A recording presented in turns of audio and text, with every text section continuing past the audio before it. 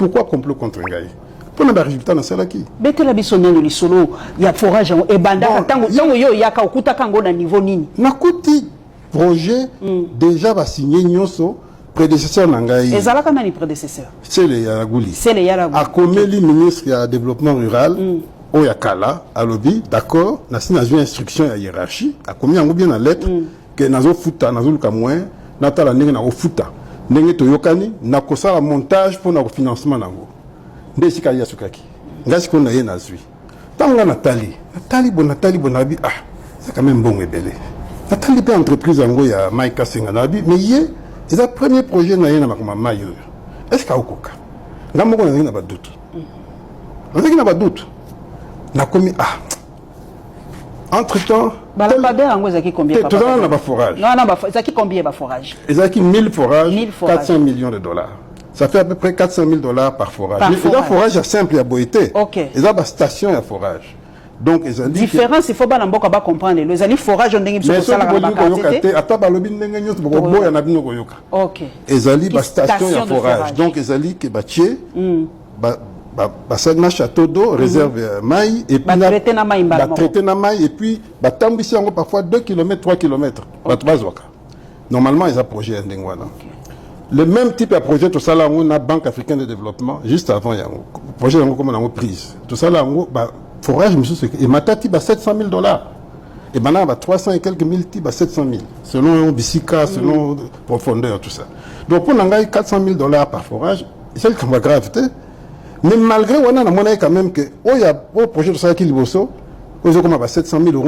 On a que château de Bassali à béton armé, monsieur, on est à 7 km. Quand on a comparé, on a dit, ah, na boité, tout ça, on a 100 000, 100 000, mais, ouais, bino 400 000, on a moins mingi. Beaucoup n'ont pas talent, les sous. Baké, batali en haut, puis bazon, babino, biso, comme, tout qui devait élection, tout ça, le sacrifice, tout le sous 340 stations, au lieu de 1340. Est-ce qu'on a encore bon? Parce qu'on a vu que la prise à niveau, on a pris à mon ébélé.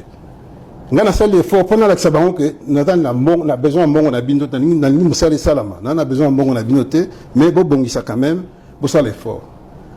Baké va discuter avec le ministre Roubota. Le ministre Roubota, comme il a dit, non, bateau, bandémique, bah, qui s'assure 340 stations à forage. Monté dans l'engrais Kiti, n'a bien bon tout bando fouta. Mais pour nous, ça y est, avant tout, comme on a point, tellement on a doute. Na Bengisaka, directeur à la Banque mondiale, Wazaki Wanakala, français, M. Jean-Christophe Carré. Na ébissé, tout un projet de forage, mais na ébissé ce qui entreprise wana à Kokabe. Pour ça, c'est la première fois ça modèle, projet modèle wana. Est-ce que nous avons un moyen de bon, on a pas nabino que vous savez le même projet, il y a 400 millions, il y a coupé ça à Batoumai. Ah bien, ils ont l'idée bien, tout côté là-bas, tout qui va travailler. Mais au lieu de ça, la Noki, pour le moment, on va aller de Mingi. Et ça, en septembre 2023, on va aller tout ici. Or, biso to comme une élection, tout le monde qui non, tout ça, la Noki, pour y a biso salama. Avant l'élection. Avant l'élection. Ok. D'ailleurs, tout ça se rattraper, mais pour tout ça, banane, voilà. Et puis, les sous la Banque mondiale, il y a un projet comme on a passé, et là, qui est un peu différent. Tout ça, va forage, pas battre. Tout ça appelé la latrine dans la classe, dans l'école, donc comment est-ce modèle nous tout bien non, tout le cas simple forage, et ça on appelle Noki pour battre ces là. Donc comme c'est comme ça, tout continue quand on a bisouana, na batna bisouana, on a Banque mondiale et qu'on a bakisama après. C'est ce qu'on a fait. Maintenant il fallait quoi accélérer. Robota singa n'a tout accéléré. Entreprise wana ici et importé plus de 300 stations. Bon, papa, en procédure d'urgence. Ça, c'est pas un problème. C'est pas un problème. Parce que tout ça, quand on a procédure d'urgence, c'est une gars qui va prêter. Ok. Et maintenant, on a commis, pendant ma procédure d'urgence, au même moment, on a commis le ministre à budget, Bojinas, na yebisi tala na zo futabo, na procédure d'urgence, il y a ça tout pour régulariser. Ok. Là, je réponds jamais. Entre-temps, tout ça, politicien, toujours qu'une élection, président, il fallait, tous ces policiers, nani salama, tout bani comme ça, tout foutu bangot. Mais c'est qu'on suivi à dossier d'engagité, ça ministre. Donc, si les lots à non, basala quand même. Mais, et l'autre, si quand les qui moi m'abbé, nombre ya bapuis bango ba déclaraki que basali ezalaki yango te basala en dessous mais bazosala quand même et pourquoi bazwaki retard pour ministre Rubotande il fallait appeler ça bango bisika ya kosala yepe kuna manœuvre sikoyo eloko ekweyi ici Rubota ezali nini ezali que tant on a ici bango mais bino bolobi que bosali 89 stations ngana sina futi pona 200 et quelques stations vous singa suna bakisa nako bakisa te na bloqué kawana na mois d'août 2023 na bloqué kawana ba komelinga so comme 10 fois na habité na ofuta souté mbongo si ebimaki na biboko kisana no mbongo bozwaki bolobaki ko mbongo ebeli po ke noki ngana suika wana rôle ya IGF siko na kati ya nini po ye mutu a contrôler ka balobi en aval na mission moko politique po mko nani inspecteur IGF alingete ba prometa ki so rosalimé ti pona so kwa yo ko place na ye hier nga comme ministre ya oui d'abord ameka ki nan prémature kaka na journaliste na ye wana amoni ke simbité a comme kanisa ke azota ministre ya finance avec ba encourager bato ba encourager ils appellent bato ba ki contre ngai donc basangani basa la montage ndenge wana et comme à ça muta contrôle ce qui y a lobby bato ba kanisa nan ke za solo avant ba réfléchir ba kanisa en plus adana ba contrat na bino nyonso ba journaliste na kanisa na yo pour dans le contrat pa na yete nana yo na IGF ya solo na tuni po makamonenge lo banaka na yebite pour ce que contrat na yo komona que ba ko déranger pour la émission nga buta déranger ngate papa yo yebinga te ala na liberté d'expression ko ça na te na mosala nanga ce qui est vrai c'est que adana contrôle ya ba médias est belé OK ce qui est aussi un problème avec la démocratie. Parce que d'abord, un organe de contrôle qui s'appelle yo pour contrôler rapé ba lobaka pe yo pour somba ba journaliste. Mais non, oza ko lobaka na papa IGF ba. Non, moi na tangelo pe ba kombo ezate. Faut que tu soupe ba journaliste baza yo ba ali. Ce qui ngai na dans la esprit wana ma chère.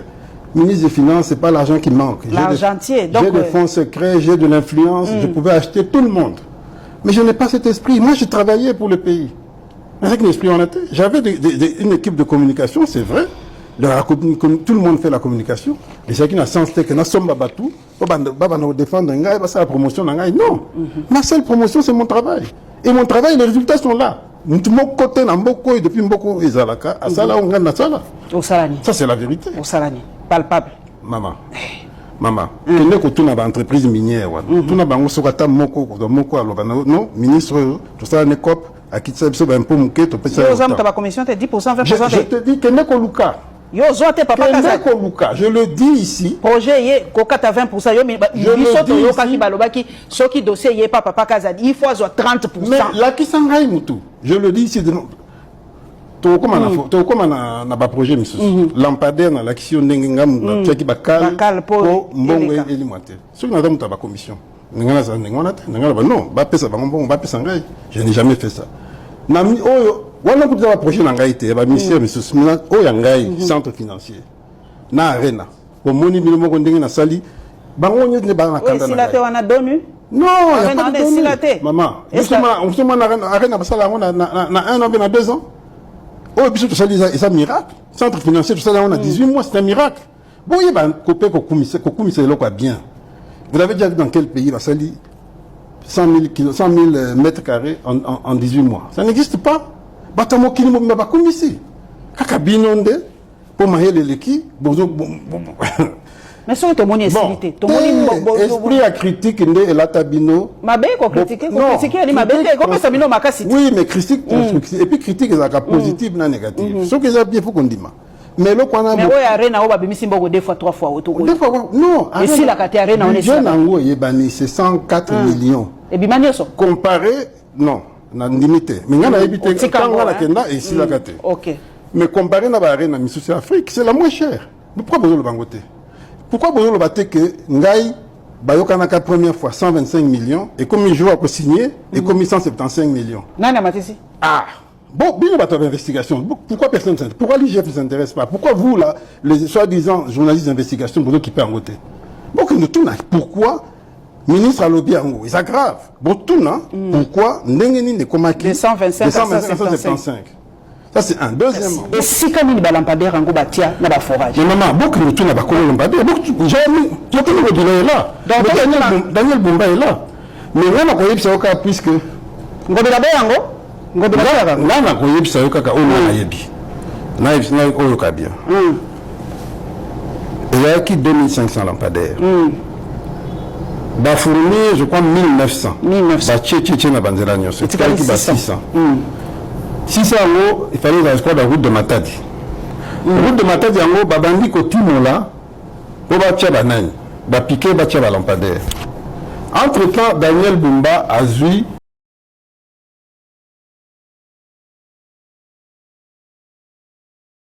Bostopena Nouana.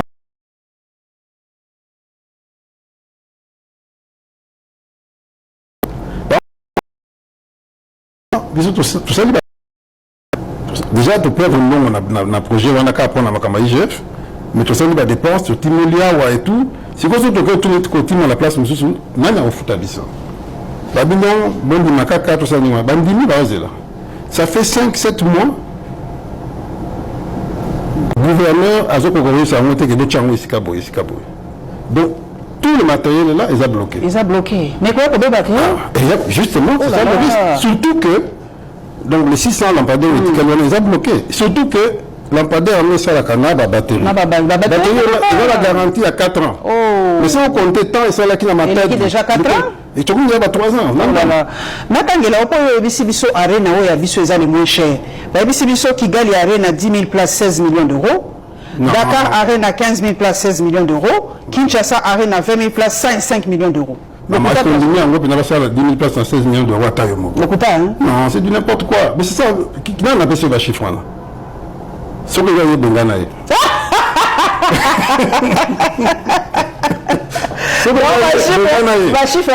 C'est faux, c'est léger. Arena, ça coûte combien? 104 millions. 104 millions? Oui. Oh, parce que nous avons 175 millions. On a baby ça. Ah, ok. Oh, bah, vous avez signé, quand on a battu Turc, dans Mozambique, 15 000 places. 20 000, 15 000 places, 178 millions. Si on a le but, comme tu as souka, au côté gestion d'abino sur 10, Toto Kabouan. Pour lui, côté combien? Avec la discussion il y a 2 jours, tu vas comparer régime Nabiso, régime Kabila, na régime, il y a Mobutu. Na répondre, na ébicier, l'imbisangaï, sur le taliban 3 régimes. Pour l'angaï, le régime, je ne suis pas satisfait du régime Tshisekedi, mais pour moi c'est clair que le régime Tshisekedi est celui qui a fait le plus d'efforts pour faire progresser. Kabon dans le but, vous êtes des jouisseurs. Non. Ça cambo on a paradis fiscaux et quota mais pas tout n'y a l'accès. C'est qu'il y a des mecs qui ne sont pas non, jouisseurs, c'est les Congolais qui aiment la jouissance. Les Congolais aiment la musique, ils aiment la fête. Ça, c'est une nature congolaise. Malheureusement, ils ont m'abêté, mais malheureusement, il faut accompagner la Moussala. Moussala est amouké. Et il faut comprendre que Mboka, ouais, Bisso, tu importes à Gagnos, tu importes à Maïs, est-ce que il y a un qu'on aime à quelque chose? Non, c'est à moi, c'est bien, il faut continuer. Mais si aux autres comparaisons, sous ma boute, ils ont senti qu'ils ont béba de plus en plus. Non, c'est-à-dire que les défis deviennent de plus en plus importants. Et puis, Mbogo Heritaki et puis Kimning. Mais il faut comparer effort, pouvoir et ça. Effort, pouvoir et par exemple, pour l'éducation primaire gratuite. La gratuité? Oui. Non, tant que vous avez gratuité, c'est acquis. Mobutu, c'est pour ça la gratuité. Mais le même Mobutu, il y a beaucoup de avant Kende. Kabila Bandela. Kabila a sali en vote. Tshisekedi a eu l'ango. Donc a sali fort. Ça va bien. Mais il faut temps, il faut moyens, il faut sérieux, tout ça, c'est ça le problème. Donc quand je compare les 3 régimes, je dis que le régime de Tshisekedi est celui qui a fait le plus d'efforts pour progresser. Ça ne veut pas dire qu'il a donné plus de satisfaction.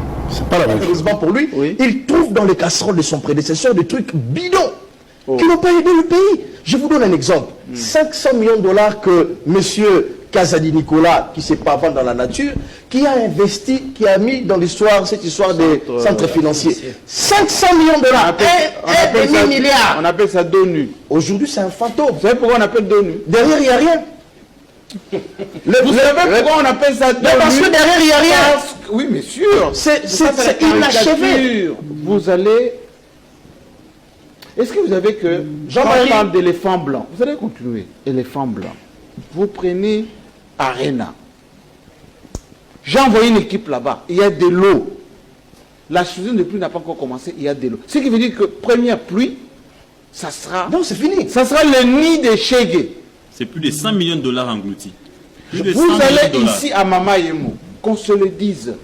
Un hôpital inauguré depuis le mois de décembre dernier, qui n'est pas opérationnel parce que les gens qui sont venus pour équiper cet hôpital ne sont pas payés. Mais Jean-Marie, pourquoi les travaux aujourd'hui, l'État congolais, pour un contrat qui a été signé avec une compagnie Milvest, où cette compagnie devait préfinancer les travaux, mais on a dupé l'État congolais en complicité avec un individu pour que 500 millions de dollars soient décaissés pour cette histoire. S'il vous plaît, Jean-Marie. Pour compléter, à ce stade, il faut rappeler Beledou que Milvest est en train de solliciter un avenant parce qu'il faut un surplus pour qu'il puisse continuer les travaux. Et aujourd'hui, on a rien dans les travaux. Arriéré de leurs agents, plus de 4 mois impayés. Alors, Jean-Marie, 104 millions de dollars pour Arena. Éléphant blanc. Arrêt des travaux. 80 millions de forages. Là, on vous a même demandé de ne plus en parler. On va en parler. Et aujourd'hui, Jean-Marie, quand vous avez posé la question, on vous dit même dans les comptes des Mike qu'il n'y a rien. Non. Et il n'y a rien. Il n'y a rien. Il n'y a rien. Oui. Mais l'argent qu'on a Vous voyez maintenant les cartes d'identité depuis que le chef avait eu sa carte. 700 millions de dollars. Vous voyez comment ce monsieur Nicolas Kassadi a pourri les mandats de Tshisekedi? Non, mais là, bloqué dans les comptes. Et puis, je disais au chef de l'État qui nous suit, il dit non, mais quand vous parlez des gens, imaginez que c'est un père des familles. On leur dit, monsieur le père des familles, vous avez pris de l'argent de l'État congolais. Donc on l'appelle père des familles, hein, c'est mieux. Alors nous aussi, nous sommes des pères des familles. Qu'est-ce qu'on doit dire? C'est une honte pour ça. Donc, dans ce pays, doit être jeté en prison que ce monsieur qui a volé 4 coques. J'ai vu un DG là. Et donc, 5 000 dollars. Pour 5 000 dollars. Et donc, Jean-Marie, Un journaliste qui n'a fait que Jean-Marie, parler, malheureusement, on l'envoie en prison. le jeune Doudou Famba, qui n'a qu'une trentaine d'années, a trouvé tous ces Excellent. casseroles, Je trouve qui bon, excelle, monsieur. et qui doit... Les gens disent, mais comment il va avoir ces tons? Il faut qu'il ait ces tons. Mais tu as oublié notre pot de banane qu'on l'a jeté. Il a trouvé plus de 800 millions d'OP déjà signés par Nicolas Kazali, envoyés à la Banque centrale pour décaisser. Et donc, Jean-Marie, Plus de 800 millions de dollars. Les OP signés par Nicolas. Et là, lui, il n'a que des pots de banane, mais il se démarque quand même. je ne parlerai même pas de dettes intérieures, monnayage de dettes intérieures, etc. Dommages et intérêts. Dommages et intérêts, etc. Et donc, Jean-Marie, je ferme la Ça parenthèse. vous étonne Alors, que tolérer. le franc congolais vacille. On a perdu 30% presque. Comment ça va vous étonner, Jean? 30%. Mais quand on sait qu'il y a des individus qui allaient récupérer 23 millions de dollars en liquidité en francs congolais dans une banque. Et ils se mettent à Et vous allez racheter vous les étonner, devises sur vous le allez vous marché. étonner que les dollars, le fait que...